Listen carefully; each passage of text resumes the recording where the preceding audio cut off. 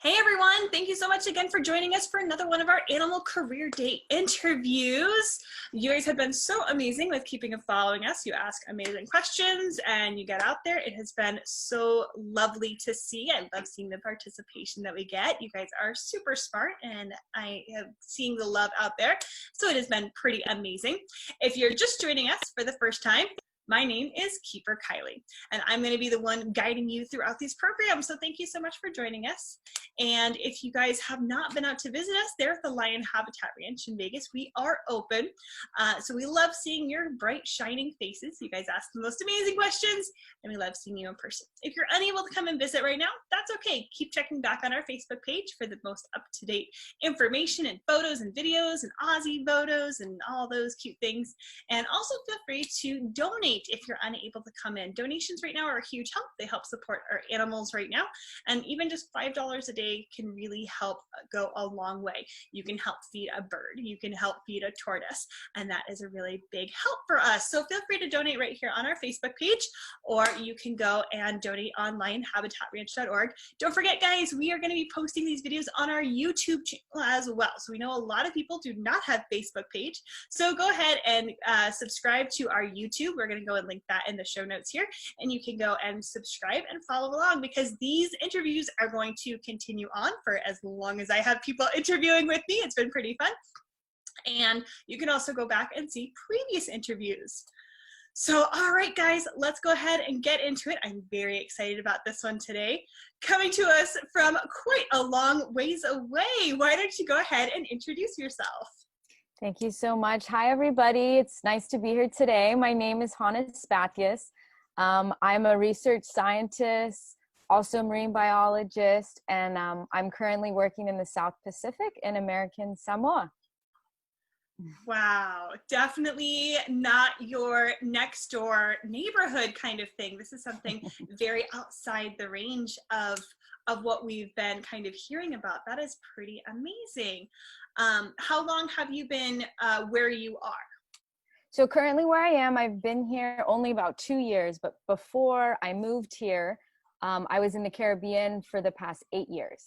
So I was between Puerto Rico and the U.S. Virgin Islands. I worked around, there's 4 islands in Puerto Rico, so I worked on all of those and doing different research projects around Puerto Rico islands, and then the U.S. Virgin Islands. There's 3 islands there, so I definitely did work in all 3 of those islands, and yeah.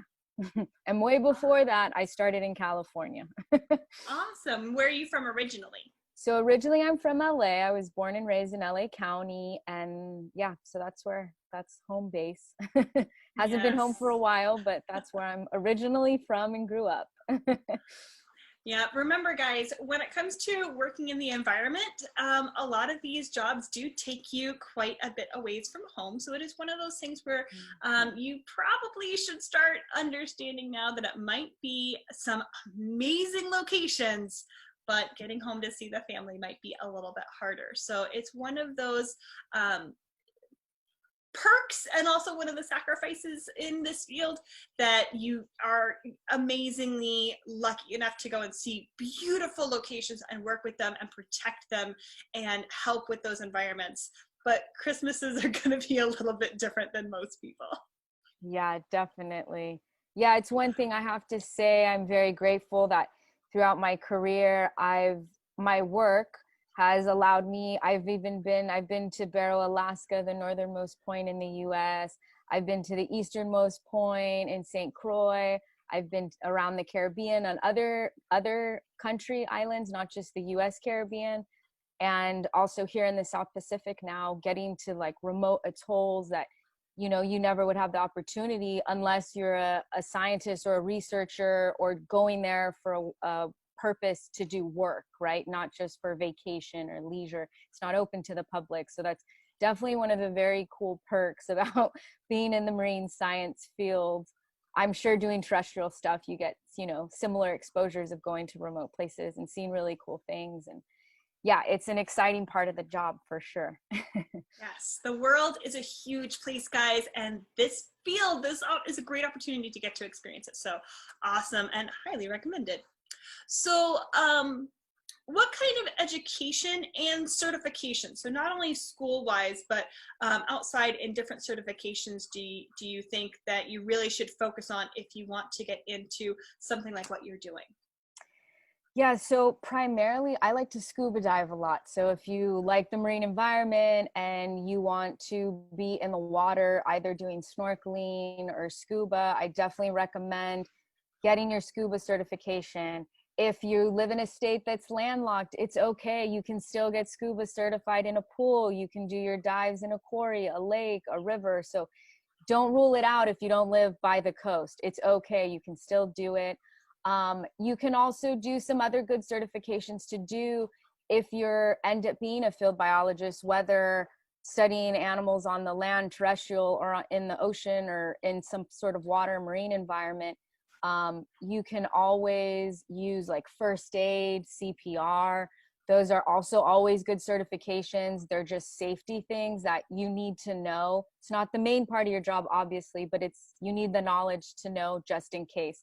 Another thing for marine biology, you're on boats a lot, right? So if you're scuba diving, you're usually on boats. So getting any sort of experience being on boats. For example, I have my US Coast Guard Master's Captain license.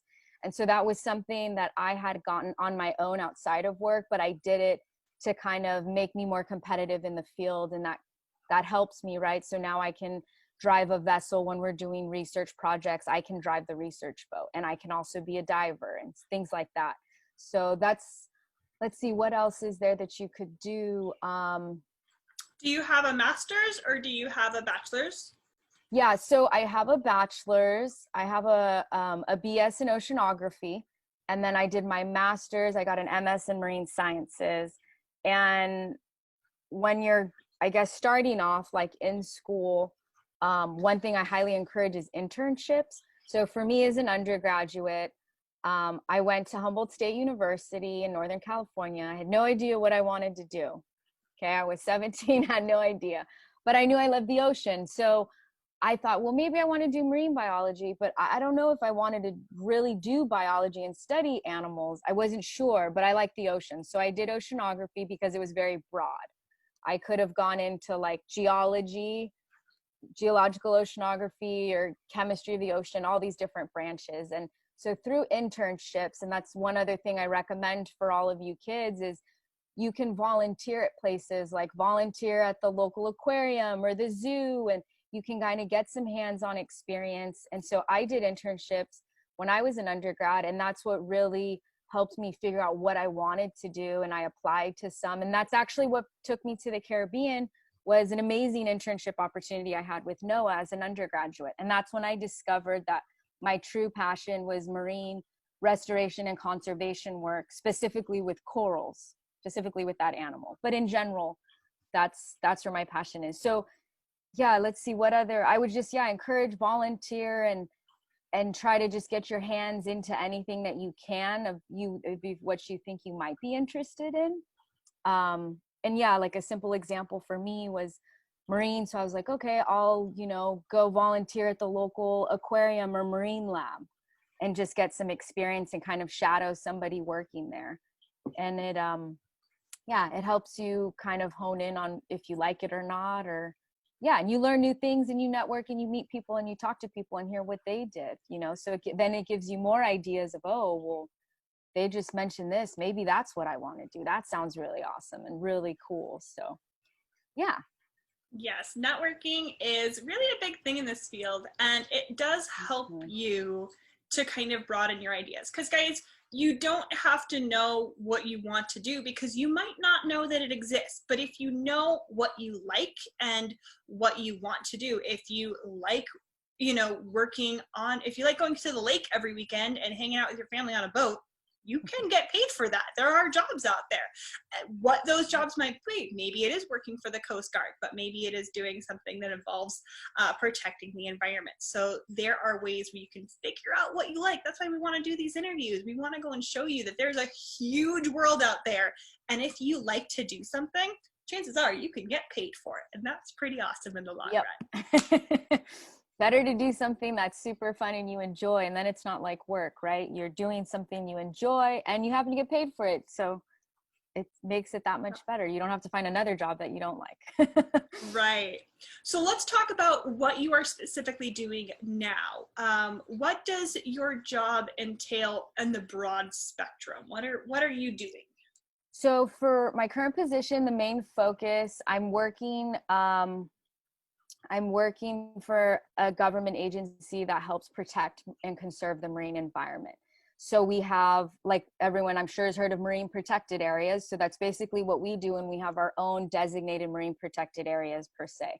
And so in these areas, we're studying the marine life in them and how they're doing over time with climate change and everything, and then human influences like pollution and stuff. And so on the daily, we're doing research projects geared to continue to conserve this pristine marine environment. So some of that includes doing like a coral reef monitoring program.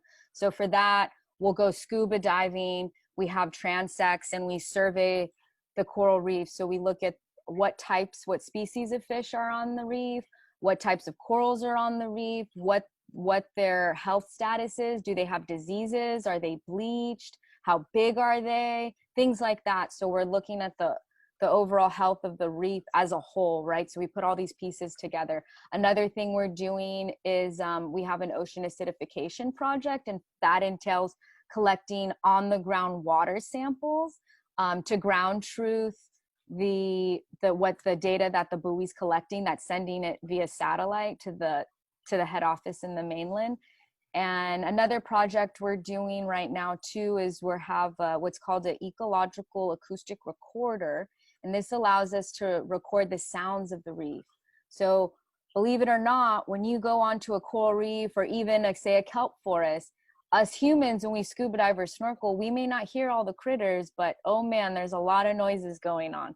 So one of our projects is deploying this what we call ecological recorder, and it records all those sounds, so we can get an idea of what the density. You can use it to get an idea of density of a specific species of fish. Each fish or each animal has a unique sound, so we can study these sounds and we can get a better idea, because when you scuba dive or snorkel, for example, with fish, right, that can move, they're skittish. And if you're swimming, they get scared and they move away, right? But when nobody's in the water, what are all the animals that are there? Well, sometimes we don't know because we make noises. So by having this acoustic recorder, then we can get a sneak peek and see what's there when nobody's physically there, no person. So that's something that's really cool. Another thing we do work with schools, local schools and kids, and we do education outreach stuff. Occasionally I get to go I just went actually last summer on a huge research expedition, and we went around the South Pacific, specifically here in American Samoa. So there's 7 different islands. And so we got to study the deep sea environments of these different atolls and islands, which was very exciting because we're so remote. A lot of the area here has never been studied or explored. So it was the first time that humans have seen what is in this area of the world. So that's something that was super exciting.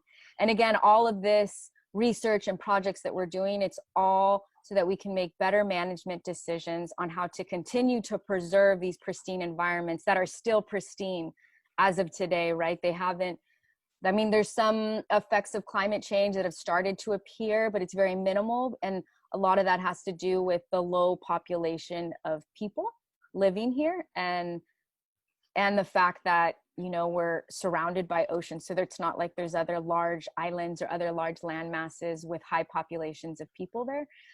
So it's a really awesome position I'm in right now, being, kind of I guess we're kind of pioneering things per se, because a lot of people in today's world that are like of our age, right, the newer scientists in the field, if you go to the Caribbean where I lived, the reefs aren't as healthy. And in my lifetime, in my professional career, I never saw what it looked like. I never knew what a healthy reef looked like. And then here I come to the remote South Pacific, and I'm just blown away at how many corals there are and how many fish. And I'm like, wow, this is what the Caribbean used to look like, So it's super exciting to be working with an organization that's its goal is to continue to preserve it so it doesn't decline like other places as we get into the future, because we know what stressors there are and things like that. Guys, we've talked about this before.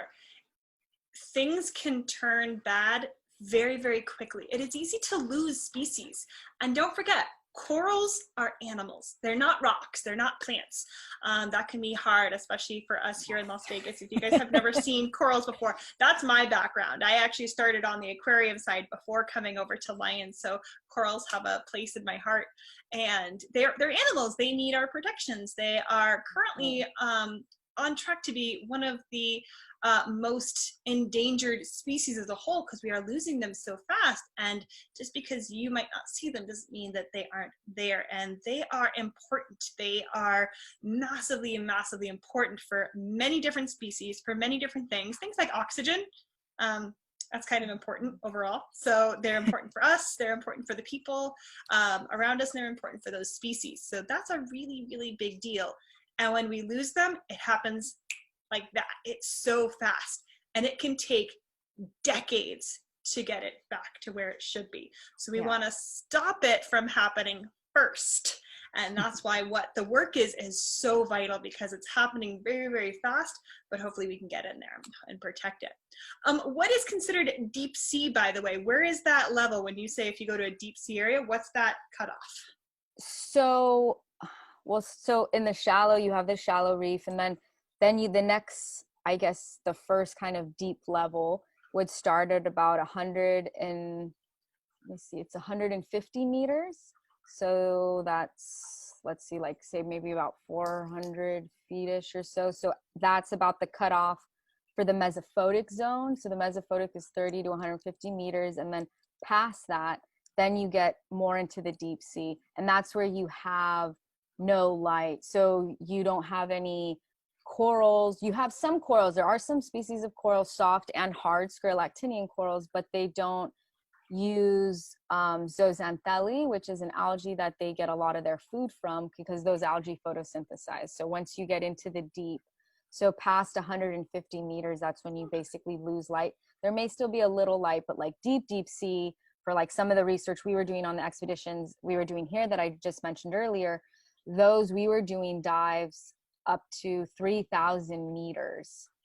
So it was pretty deep. We were doing between 1,000 and 3,000 meters. Yeah. So super deep. Yeah. So we were pretty far down. And when you get to a level like that of the ocean and that depth, the types of species you see are very different, because they have to adapt, right? They're under high pressure. They don't have any light. So some of them may not even have eyes. They don't need eyes. It's pitch black. So why do you need to see anything, right? So it's, it's quite interesting to see how funny per se the animals look compared to the shallows to the deep sea. That is so neat. I love that so much. What does a day in the life tend to look like? Is it mostly paperwork, or are you tend to be a lot more in the field? So currently at my job now, unfortunately, I'm more in the office, but we do have our field season. And during our field season, say we're out in the field like 3 times a week, maybe. That's that's a lot of field work for my current position. In the past, I've had positions where I'm in the field every single day, 5 days a week, scuba diving every day, doing 2 dives, 4 dives, 6 dives in a day. I mean, we would just be out on the boat and surveying the reefs and kind of bouncing around to different dive sites. I also worked and did a lot of coral restoration in the Caribbean. And so in doing that, sometimes we'd be on land if you had to like build the structures or enter data, right? You always have to enter data, or if you're analyzing it or typing reports. But I love to do the field work. And so I always try to get a position where I have more field work.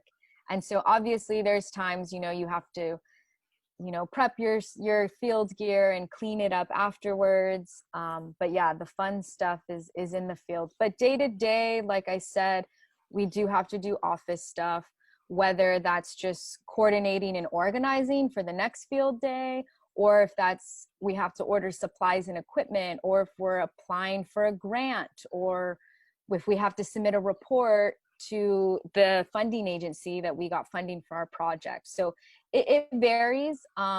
It depends. Where I'm located now, there's definitely a field season. So during the off season, that's when we focus on all our like data analysis and data entry. And so we'll do everything that we need to get done in the office then. And then during the field season, we're hardly in the office and we're always in the field. And that's my favorite time because I like to be outside. Yeah, so it just depends. And then obviously, you know, some days you kind of have a mix. Sometimes you might just do a half day in the field. It might be something quick like water sampling only takes a half a day. So we might spend the morning in the office and then the second half in the field. So it varies. It definitely just varies. But I would say overall, it's more or less almost kind of a 50-50.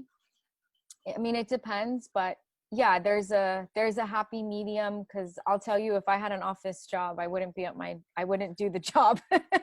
So I like to have the field. I like to have the field aspect.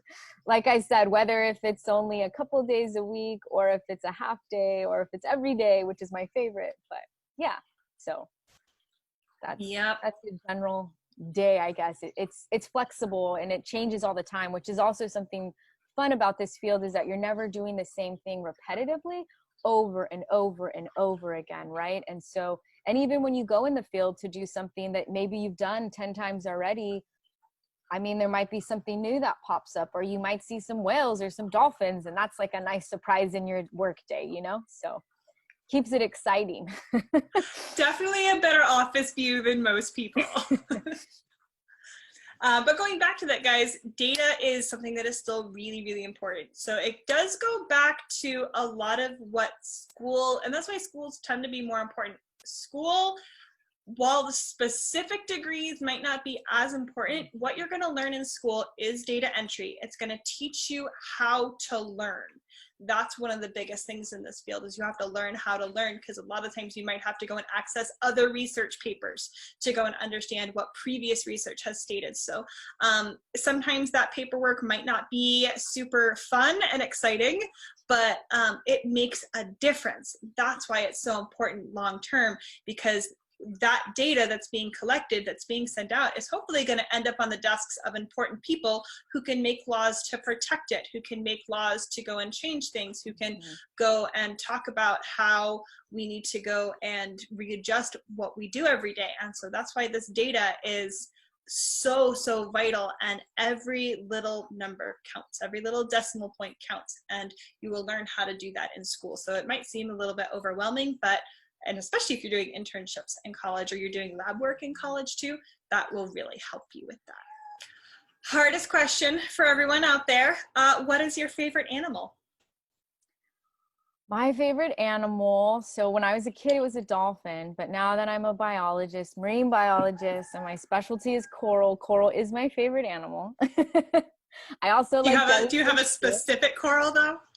So here where I live now, there's a lot of different species. And I don't know if I pinpointed a favorite one here, but in the Caribbean, Copophilia is a genus, and Nathan's was one of the species, and it's the largest brain coral in the Caribbean, and that was always one of my favorite ones. Or Montastria cavernosa, which is also known commonly as a star-cup coral. Those were always really pretty to look at too. Yeah. What is something about your job that nobody would expect? Something that nobody would expect about like my current position on the daily? Yeah. When you tell somebody, they're like, you do what? So something you wouldn't expect, I guess, is sometimes you have to do admin stuff. So depending on what agency or organization you're working for, a simple example, something I'm currently working on right now, is we're buying supplies for an upcoming coral nursery project. And so I'm looking up different vendors and having to gather quotes, because we have a process, a step-by-step process that we have to follow for upper management. So I can't just go to the store or go online and buy this material that I need. I have to go through a series of steps of approval and whatnot. So that's something that maybe you wouldn't expect to be doing as a scientist. I want to do the research and study the animals and collect the data, well, sometimes in addition to that, you know, you have to do other things like buy the field supplies. And let's see, what's another one that might be unexpected? Sometimes you're required to do additional safety things per se, I guess, that you normally wouldn't do, like maybe some extra trainings and things like that that may come up. If you're doing, say, like some very remote field work or something, and it entails something that's maybe new for most people, then you'll be required to, say, take a specific safety course in something else. Trying to think like what else would be out of the ordinary.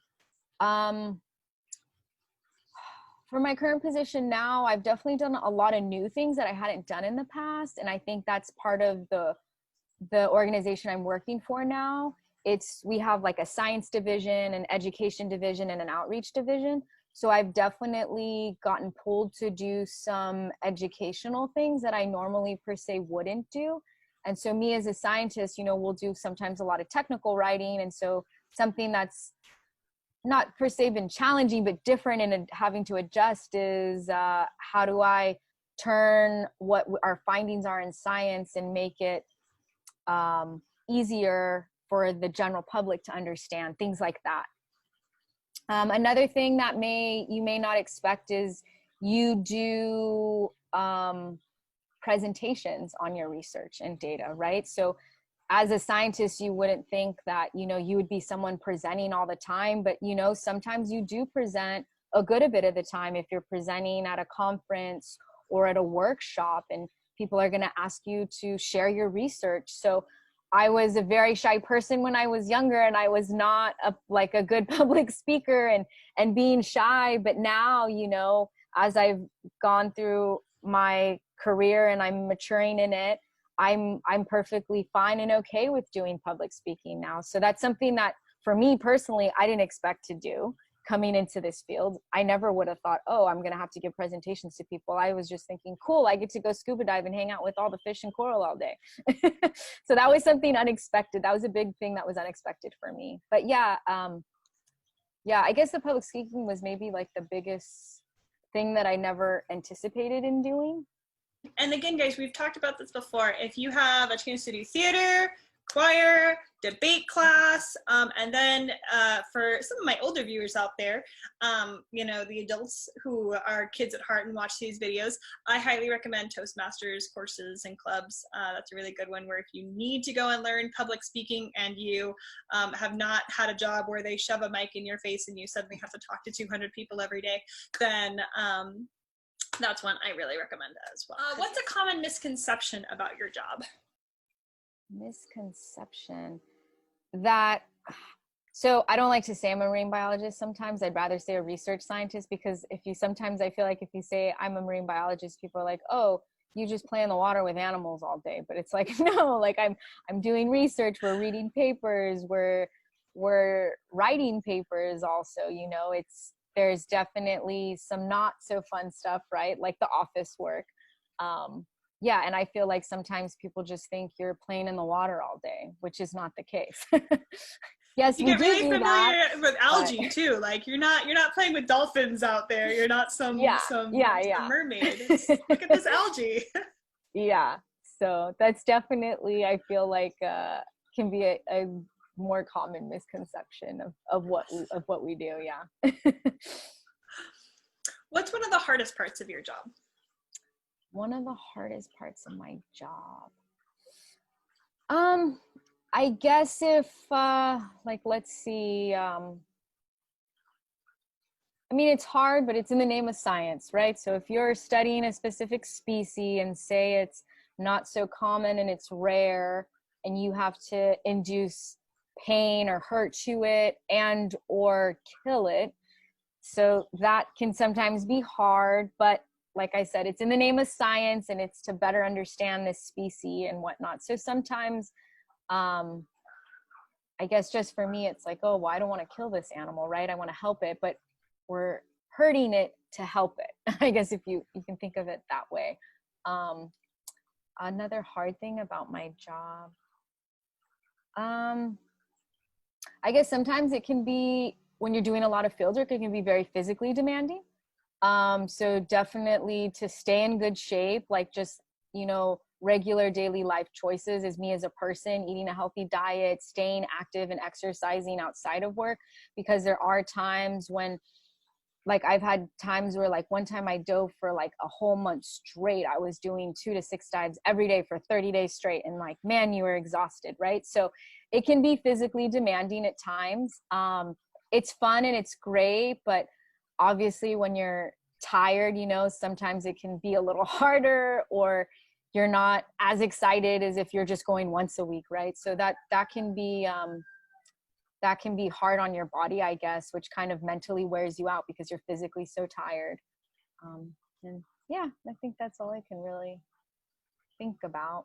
But Yeah, and to kind of put scuba diving in perspective, guys, it can consume up to 500 calories an hour. You tend to think that you're in this weightless environment, but what you're actually doing is the force of the water is actually slowly moving you. So as you're moving through the water, you're actually pretty contracted through because you are fighting against the force of the water, especially if you have to stay still and take notes and observations. It can actually be really, really hard where you're not moving, but you're just very tense because you're actually fighting against the water. So it's one of those things where if you are not used to something like that, it can drain you very, very fast. So yeah, those are definitely something. Yeah. Yeah. definitely. A little bit Um, of endurance though, because at the end of a 2 week fields, you know, at the end you're not so tired at the end of this one day, whereas in the beginning you were completely. I mean, sometimes I've gone to bed at like 8 o'clock. I'm just so physically worn out, right? so then finally, what's the favorite part of your job? My favorite part is being in the water. Scuba diving. I love to scuba dive. I love to free dive. I do it even on my free time when I'm not working, when I don't have to do it, because I love to do it so much. And one of my favorite things about scuba diving is just the beauty of the silence underwater and being able to just observe the marine environment. And I love it. It's so peaceful. And yeah, that is like my favorite part. And when scuba diving, like for example, if I'm surveying corals or assessing corals, it's nice because you really get to check out this animal and see how it's doing. And then and when we're doing monitoring, I can firsthand with my eyes visually just catch and see the differences. Is it dying, and why is it dying, and figuring that out. And then just being able to, when you're in the water and in the field and seeing that marine environment on a regular basis, you're then better able to make observations if something is going wrong, if there's something out of the ordinary, say an invasive algae comes in, and then you'll know, being in the water so often, like, well, this wasn't here before, this is new, this isn't native. Or you're able to see things as they happen and catch them early and right away, right? Yeah, and the same thing, guys. I've been scuba diving a long time because once you have that scuba certification, you have it for life. So I always recommend, instead of asking for your first car, ask for a scuba certification. It will 100% benefit you in some way, because either at the very, very least, you just picked up a really cool hobby. And you can go and see things that very few people in this world can see. And that alone makes it amazing. But it's a good chance that if you do want to go and work in this field, you never know when a scuba certification is going to come in handy, and it really will benefit you. So, and again, once it's done, it's done. You don't have to go and continue it. So ask your parents to go and help with that as soon as you can. And again, you can do it as young as 15, and it's a lifetime benefit. I always recommend people having their scuba certs. Oh my goodness, this has been so full of knowledge, guys. This is a really fun one because this is one of those careers that people tend to think of a bit more when we talk about working with the environment. Research scientists come to mind. And this one is probably one that I don't think you guys have thought of, is scuba research scientists, and how they are out there and how they are working. So this is a really fun career, guys. If you guys like being in the water, if you guys like looking at the ocean and being in there, I promise you, you will learn to appreciate some things. We tend to everybody likes dolphins. Everybody likes whales. I promise you, it's okay to like them, but give it a shot and you'll realize just how much those little ones tend to go and just tug on your heartstrings when you see this whole ecological impact. So getting out there, checking it out, this might be the career option that you're like, yep, this is where I want to go. I want my fingers to be pruny the rest of my life. And yes, that's how it should be. Little pruny fingers. I love it. So yeah, check back later, guys. We are going to be continuing this series for as long as I have people willing to interview with me, which has been just fantastic having people reach out to me. And thank you so much for taking time out of your schedule, especially, again, guys, she is not anywhere close to here. So time differences tend to be a little bit different. So thank you so much for working with me. And is there any last information that if somebody says, I think I might want to do this for a living, what would you want to go and tell that kid? I would say definitely pursue it, keep trying new things until you find out what you want to do. And I think I mentioned in the beginning, like internships, like once you're in high school, you know, you can start doing internships with different organizations that you think you might be interested. And then when you're in college, you know, you can, obviously there's more internship opportunities. But yeah, doing internships or volunteering or some way to get yourself out there in that potential workforce that you think you're interested in is a really good way to figure out if you like it or not, right? Because when I did an internship, I did one with a physical oceanographer in Barrow, Alaska on a ship. And I was on a ship for 2.5 weeks and having to like live on a ship for 2.5 weeks. Not everybody could do that, right? I didn't mind it. It was okay. But then I was like, this isn't what I really want to do. Like I want to be in the water, like scuba diving or free diving. You know, I don't want to just be on a boat on top of the water, right? But I wouldn't have known that unless I did an internship. And maybe I would have pursued a career working as a researcher on a huge research vessel. And then when I finish and I'm finally get into the field and I think, well, I don't like this. I don't want to do this. But I never would have known if I didn't get any sort of experience prior. So I definitely encourage for you all to get experience. The sooner the better. You're never too young to do it. Even if you're not even in high school or you're in high school, like I said, you can volunteer. You can volunteer and ask, go to, say there's some, I don't know if it's even just like a zoo, like I said before, an aquarium, or say there's a university and they have a marine lab and you could just say, hey, can I shadow you and just see what you do, on your daily tasks of work. And it gives you an idea of what they do. And you could think, oh, yeah, this is really cool. This is really interesting. Or you might have the opposite. Oh, I don't want to do this. This isn't for me. Right? But you don't know until you put yourself out there. And that's totally fine. I mean, yes, it's finding fine. out what you don't like is just as good as finding out what you do like, because it's going to get you closer to finding what you do like. Exactly. It is absolutely normal to be like, for years, you're like, this is what I want to do. And then the minute you get there, you're like, nope. Believe me, that's totally normal. But yeah, regardless of where you guys live, you might not live near the ocean. So if you do have questions about where you might want to go and volunteer, please reach out. If I get some locations, I will put out my feelers. I will ask people, but definitely check out your local Fish and Wildlife, National Park Service, your Bureau of Land Management, who else? U.S. Forest Service, your NOAA agencies, both with weather and with your waterways there. All of those are usually somewhere in your area, and I bet you that they have offices where you guys can start volunteering. It might be something just where you're doing a little bit of office work to start, but if you could start seeing what the biologists are doing, that might give you an idea of where you might want to go and volunteer later on. So all of those places are great. And things like the National Park Service, guys, they have parks all over the country, everywhere, including like the Virgin Islands and things like that. Yep. So there here. Another one is the National Marine Sanctuary office. So just like the national park where they protect areas throughout the U.S., the National Marine Sanctuary System does the same thing but protects underwater environments. So that's another one that you may have in your state as well. And then one other thing to add, one really cool thing too about being a research scientist, marine biologist, is that if you want to, you get to travel a lot to really cool places.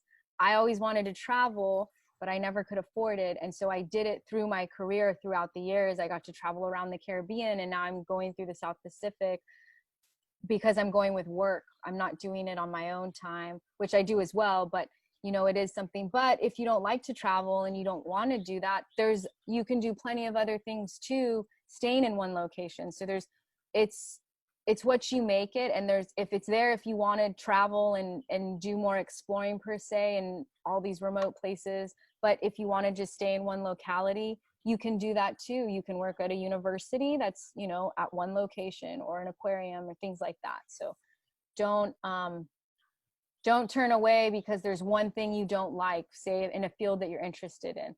Because there's one thing you don't like, that doesn't mean that's the end of it, right? For that idea or that thought of where you want to go in your career. So keep your options open. It's better to have options than no options. Absolutely. Thank you so much for taking the time today, Yeah, guys. thanks for having me. It's been great. This has been a blast. Guys, I hope you have enjoyed this. Again, keep sticking back for more of these interviews. They're going to be every Tuesday right here on the Facebook page and again, our YouTube channel. So go ahead and subscribe to that if you guys want to go and check that out, because that will list all of them. So go through. We tend to list them. So if you're going through these interviews and you're starting to go and figure out where those interests are going, chances are there's going to be an interview that might go and kind of focus that a little bit more. But if not, ask me. I will find somebody in the wide world to come and answer your questions, because in the words of the amazing Ali Ward, ask smart people dumb questions, and that's how you learn things. And I couldn't have said it better myself. So thank you so much. Want to go ahead and give one more bye to everybody?